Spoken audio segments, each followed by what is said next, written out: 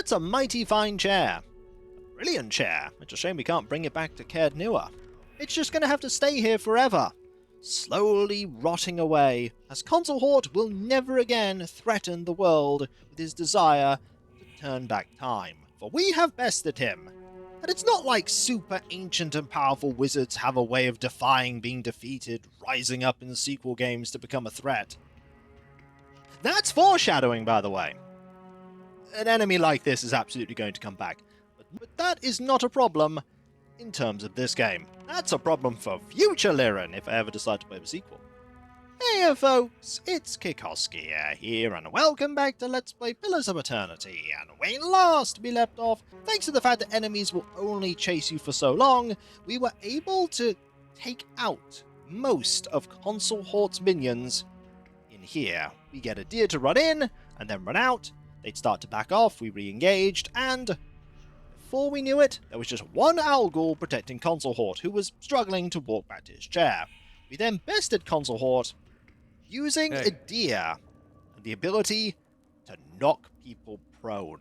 This is fantastic for taking care of wizards. This and Liren. I'm here. Well, Liren's arquebus gets through most magical defenses. And knocking down a wizard not only interrupts their spellcasting, but leaves them vulnerable to our attacks. With Concenlhaut down, it's time to level up, starting with Liren. Now, Liren has been saving up all of her points to get a 12th point in mechanical. Get a 12th point in mechanics. Now, we have a talent. Accurate wounding shot replaces wounding shot, giving it plus 10 accuracy. Faithful Companion is a passive that just makes them far better at dealing with crowd control. Merciless Companion gives them 30% more damage. Honestly, I think Faithful Companion might be incredibly good. Because there are going to be enemies that will want to take control of Biscuit. There aren't many other things here I want. Like, no. I mean, Snake's Reflexes and Bear's Fortitude are good, but I think Faithful Companion is just what I want. We don't want Biscuit to be charmed or dominated. Or confused. So, we'll take that. And that's it. We are as powerful as we can ever be. Or I don't think... Let's double check. Yeah. There is no higher level that we can attain in this game. I believe Pillars of Eternity 2 has the level cap at 20. But we're as strong as we're going to get. We can always retrain if we pick the wrong thing. But I think we picked the right thing. Okay, you. You can't gain a 17th point of lore. So actually I want you to pick some... Honestly, some survival might be good. Like 1 point of survival. And then some athletics. To gain a second wind that gives you a little bit of endurance. That's not the worst thing in the world. As for spells, you can learn one spell. Ooh. Middle letters Piercing Sigil is fun. Major Grimoire Imprint. Leningrath's Superior Elemental Bulwark gives you a huge amount of shield. Freezing Rake for freeze damage. It summons a Frightful Bow that does corrode damage. Each bolt of energy the wizard fires bounces to... What's the Warding Staff? Capricious Hex. I don't think... That's a really nice amount of damage. However... Maybe Major Grimoire Imprint. That's also really good, though. But Calicott's Freezing Rake for freeze damage. You know what? Let's take Calicott's Freezing Rake. I know you're not specialized with freezing damage, but we're going with it anyway. As for you, I think... Reflex or will? Honestly, more reflex might be really good for you. It's just a really nice ability, Snake's Reflexes. Give you more will. Give you more reflex. Now, Grieving Mother. Stealth. That's what we're giving you. More stealth. You don't have many spells you can learn. Tactical Meld, not the best thing to a body attunement. Wild Leech. Going between. Tactical Meld might actually be what we want. Connects the mind of the cipher with an ally. You plus 20 accuracy when attacking the same enemies. Actually, yes. Because then you can cast that on Lyra and you can gain more accuracy. Sure. As for your abilities here, let's go with probably Fortitude. Yeah, that's probably a good idea. Then again, Will.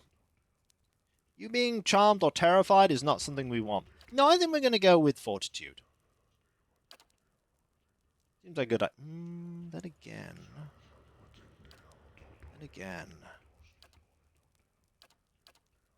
No, let's go with Fortitude. That's you, dumb. Now, Endurance. War Athletics. Inspired Flame. Not really interested in that for you. We don't want that. Minus 75% healing. No, we like the healing. Defensive stuff. The only one of these you haven't taken is Snake's Reflexes. Go for it. Next, we want Adra. Adra! More athletics. Was there ever any doubt? Weapon Mastery Adventurer. Weapon Mastery represents increased refinement and dedication to the techniques used with a fighter's chosen weapons. Mastery grants an additional damage bonus on top of the standard bonuses provided by weapon specialization. That's really good. I'm going to go with that. Weapon Mastery. Go for it. Now you deal 10% more damage with that weapon. And with that, we just have Kana. Kana, what do we give you? Athletics, I suppose, for a little bit of a second wind, and also some survival. Go for it. Now, incantations. Boil their flesh from skin to bone. This ghastly invocation causes victims' bodies and souls to rapidly dissolve, doing raw damage. Ooh. Call to his bidding the ancient instruments of death. No, absolutely boil their flesh from skin to bone. Yes. That's a huge amount of raw and corrode damage. Yes. Also, we want you to have Snake's Reflexes. Or more reflex. There we go. Were they the wrong decisions? Probably. I can always change it later with money. We have a lot of money. Now, let's look about this place very carefully. I'm here. But there could be all manner of secret things. The rich fabric is as smooth as lambskin and softer than most beds. We have here a lot of stuff. A lot of stuff. We have resources aplenty. We have a Sky Dragon eye. Sky Dragons are said to have almost supernatural vision, able to pick out the tiniest prey from far above the ground. Though clouded now in death, the iris of his massive eye retains its vibrant green-gold sheen. I believe this is something that is used in enchanting weapons to ridiculously high levels. We have Ethosian Prayer and Missive of the Hand Occult. Dearest brother, or was it sister, may this letter find you in well spirits. A man of sluggish bearing stormed into my library the other day and demanded I help him find a book on the construction of an arquebus. I thought it proper service to Whale to steer this man toward an illuminated manuscript on the subject of whittling toy soldiers and other miniature props. Unamused by my solution, I shrugged and said, "What is an answer without a question?" He did not find my spiritual rhetoric helpful or amusing, and so he punched out 2 of my teeth. I trust your summer has been less tumultuous than mine. More important news, my apprentice claims she saw the Ida's face in a dream the other night. I admit I was so mad with envy that at first I refused to believe her. Well, forgive me for such a lapse in judgment. She described an amour of brilliant blue hues with a featureless face surrounded by a swarm of eyes. No 2 eyes alike. She claims Will ignored her questions, and she can't recall any specifics of what was said. In fact, my apprentice seems to have forgotten many things since before the visitation. She could not tell me where she grew up or what she liked to eat. At first I was so envious for her having seen Whale with her own eyes, but it seems Whale's visit was to conceal, not to illuminate. I pray she endures this test of faith and can look back at the event and feel the joy of mystery. What is an answer without a question? Last week I felt the solution was ignorance, but after Wheel's visit, I feel a road without length is closer to capturing the riddle. I worry my apprentice will look back at her visit from Whale and feel cheated, robbed of some moment of clarity we all thought we were owed when we first joined. I tried to tell her she was lucky, but she was too young to understand. What is an answer without a question? May I be dead and my soul scattered to the winds before anyone knows for certain. Interesting. Right, we have also these here. Look at them. I bet Concenlhaut's quite mad that we're losing all his stuff. The rust-red figures on my scroll look as though they were written in blood. The book contains a list of names, most of which are crossed off. You recognize 4 names which haven't been touched yet. Tabel, Helden, Tanos, and Moriki. Those are, well, most of them were his previous apprentices. As you draw close, the words on the scroll fade and disappear. Ooh. And there's more here. There are also these that'll probably take a while to search. Let's check this out. This book burns your hands when you touch it. How about that? The clay tablet is ancient, and most of the symbols inscribed upon it are indecipherable. There's also this, which contains potions. Burns your hands. What about this? The shelves of this bookcase overflow with books, loose pages, and miscellaneous artifacts. Well, let's search. You find a gilded box. It breaks apart as you open it and leaves you with a handful of pearls.